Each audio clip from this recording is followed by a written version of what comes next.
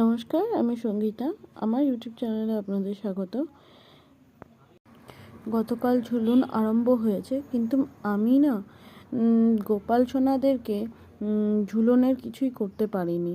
ঝুলন সাজাই কিভাবে তা আমার জানা নেই, কিন্তু আলমারির মাথায় গোপালের দোলনাটা রাখা ছিল। সেটাকে আজকে পুছে পরিষ্কার করে গোপালকে বসাবো।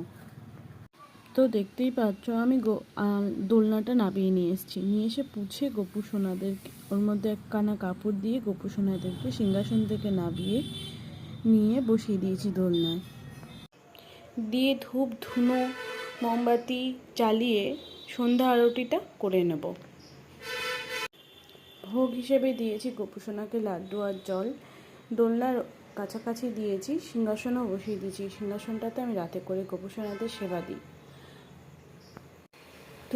ধুনো দেখিয়ে নেবার পরে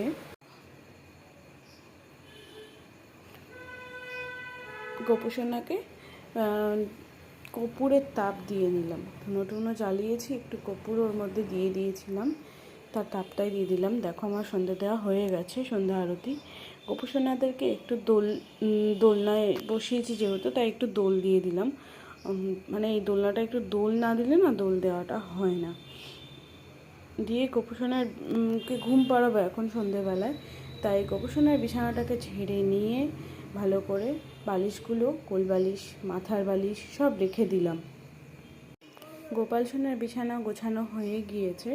এবারে গোপু সোনার হাত মুখটা ভালো করে আমি মুছিয়ে দেব, দিয়ে জামা কাপড়গুলো গুছিয়ে নেব। তিনটে গোপালেরই জামা কাপড় খুলে অন্য জামা কাপড় পরিয়ে তারপরে গোপু সোনাদের শয়নের ব্যবস্থা করব। গোপু সোনাদের হাত মুখ ভালো করে মুছিয়ে নিলাম। নিয়ে আমি গোপু সোনাদের জামা কাপড়গুলো খুলিয়ে অন্য জামা কাপড় পরিয়ে নেব।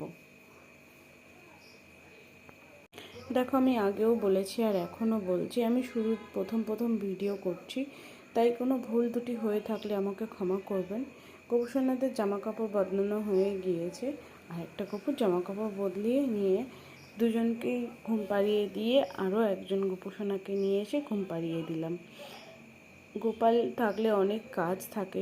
যার বাড়িতে গোপাল আছে তারা জানেন যে গোপাল থাকলে এই ঘুম পাড়ানো, খাওয়ানো এগুলো করতে হয়।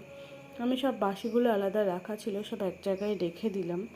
দিয়ে গোপু সোনার মাথার কাছে খাবার জল আর খাবার হিসেবে দিয়ে দিলাম। গোপালের মশারিটা টাঙিয়ে দিলাম। মশারিটা খাটের থেকে একটু বড় হয়ে গিয়েছে,